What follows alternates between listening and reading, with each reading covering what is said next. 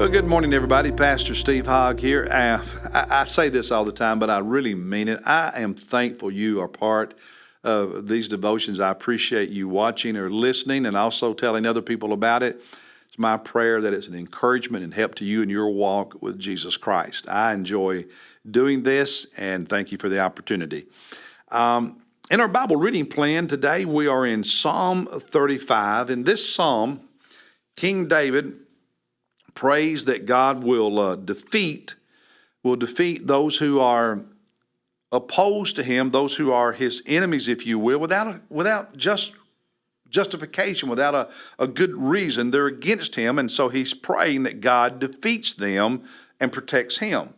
And there's some lessons in this for us when people get mad at us, when we have people who oppose us. Psalm 35, let's read the first 5 verses. Here's his prayer. Contend, O Lord, with those who contend with me. Fight against those who fight against me. Verse 2. Take hold of buckler and shield and rise up for my help. Defend me, in other words. Verse 3. Draw also the spear and the battle axe to meet those who pursue me. Say to my soul, I am your salvation. Let those be ashamed and dishonored who seek my life. Let those be turned back and humiliated who devise evil against me. Let them be like chaff before the wind, with the angel of the Lord driving them off. So he's praying here, God, defend me, defeat my enemies, protect me, take care of me. Verse 7.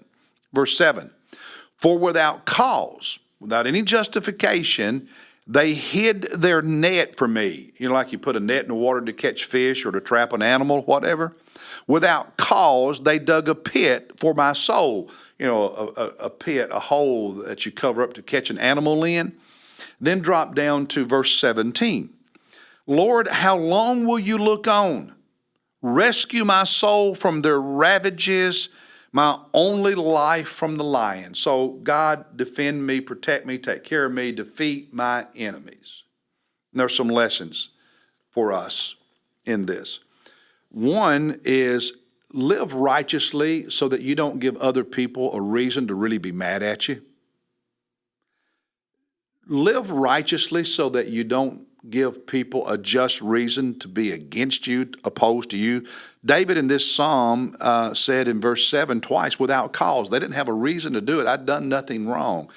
Live so that they don't have a reason. Now, sometimes people get mad at me or you because we really did do something wrong. We made a mistake. We made a bad decision. We hurt someone. Sometimes they have a reason to be upset with us. But seek to live in such a way we don't give people a reason. Lesson number 2, let God fight your battles for you. That's what David is praying here. God, will you fight for me, defend me, protect me, fight my battle for me? Because when you and I fight people with the same tactics they use, we have lowered ourselves to their level.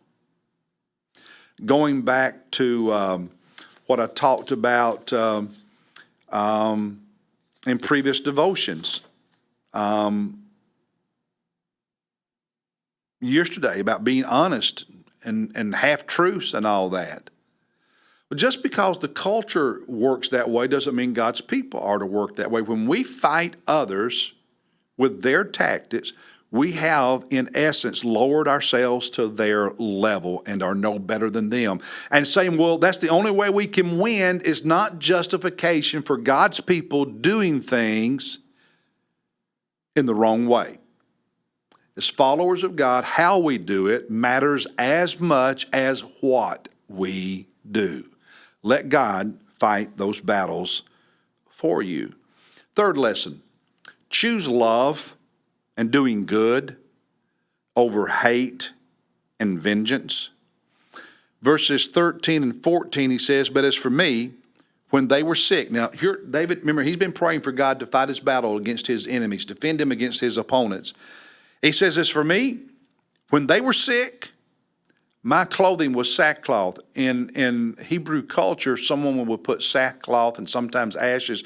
It was a sign of mourning and grief or a sign of repentance. And what he's saying here is when they were sick, I was sad. I didn't rejoice when they were sick. I was sad.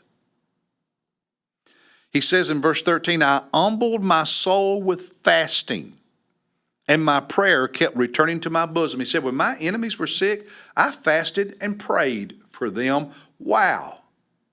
Wow. Remember Jesus in the New Testament talking about turning the other cheek and doing good to those who hate you and so on? Verse 14. I went about as though it were my friend or brother.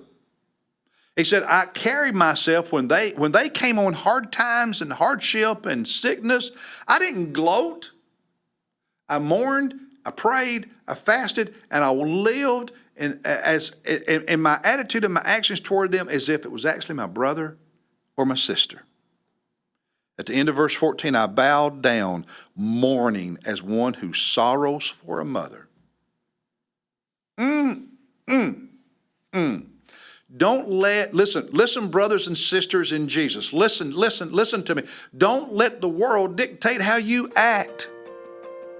Even in hard times and when people hurt you, let God determine how you act. And that's the word for today. I'll see you tomorrow.